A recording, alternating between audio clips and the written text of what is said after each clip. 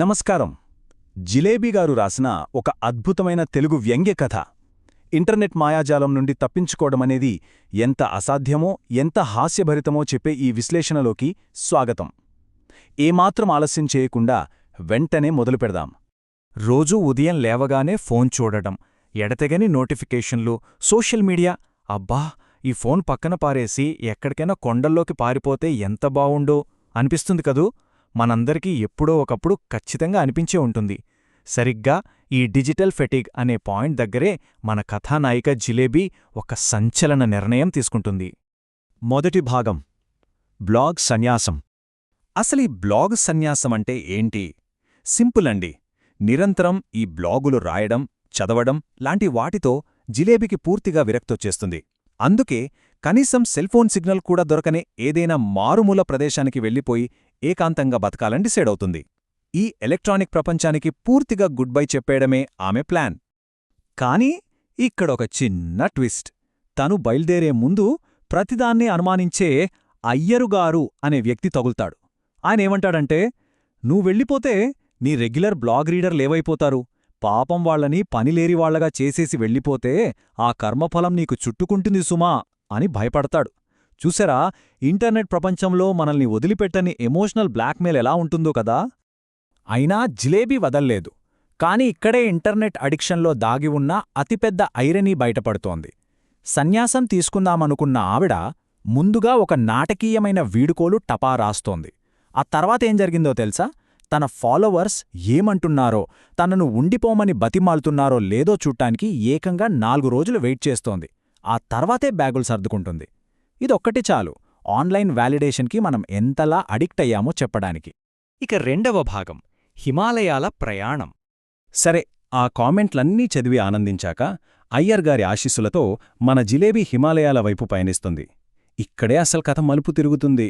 ఎలాంటి టెక్నాలజీ లేని స్వచ్ఛమైన ప్రాచీన ఆధ్యాత్మిక వాతావరణం కావాలని ఆమె ఎక్స్పెక్ట్ చేస్తే, తీరా అక్కడికి వెళ్లేసరికి కుబేరా పార్క్, ఫేస్బుక్ స్వామి, యాపిల్ ల్యాప్టాప్లతో ఒక మోడర్న్ హైటెక్ ప్రపంచం స్వాగతం పలుకుతుంది. మూడవ భాగం, హైటెక్ ఆశ్రమం.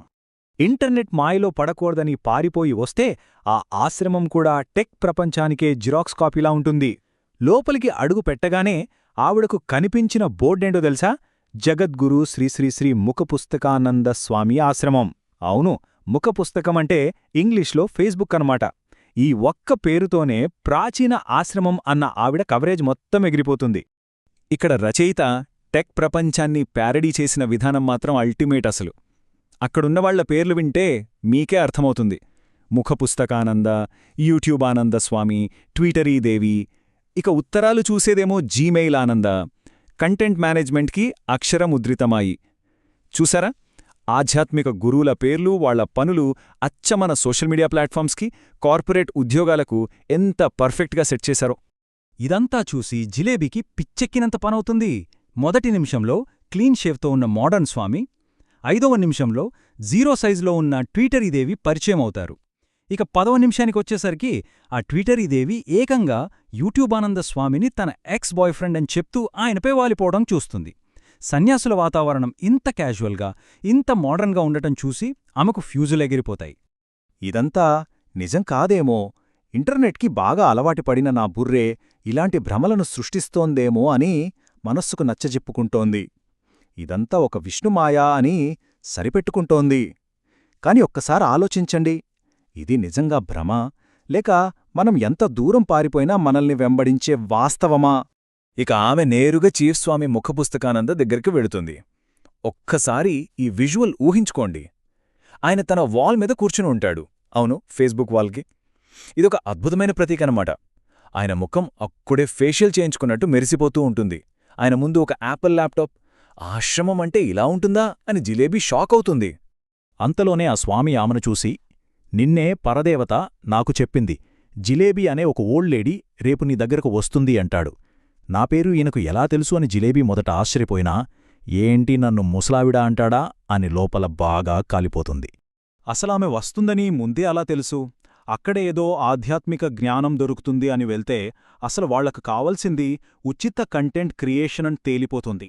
అమెరికాకు చెందిన బ్లాగానంద అనే 80 ఏళ్ల భక్తుడు ఆశ్రమాన్ని వదిలేయడంతో వాళ్ల ఆశ్రమం బ్లాగును రన్ చేయడానికి వాళ్లకు అర్జెంటుగా ఒక బ్లాగర్ కావాలి.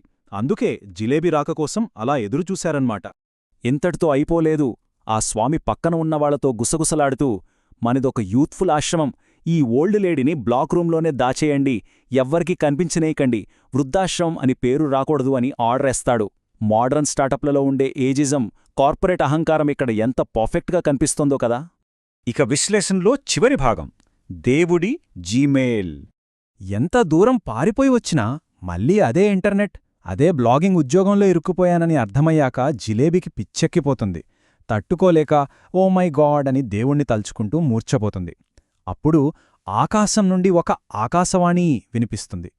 ఆకాశవాణి అంటే ఆకాశం నుండి వినిపించే దైవవాణి అన్నమాట.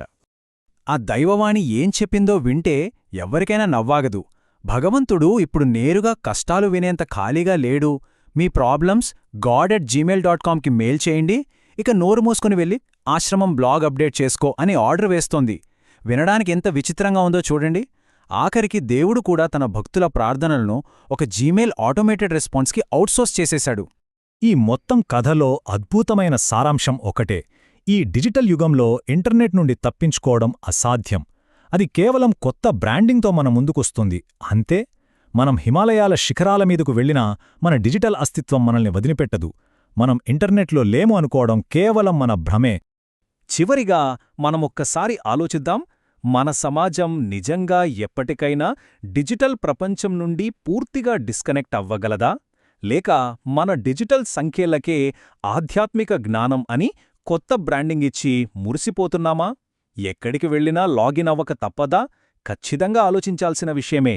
ఈ ఆసక్తికరమైన విశ్లేషణ అందరికీ నచ్చిందని ఆశిస్తూ మళ్ళీ మరో అద్భుతమైన అంశంతో కలుద్దాం.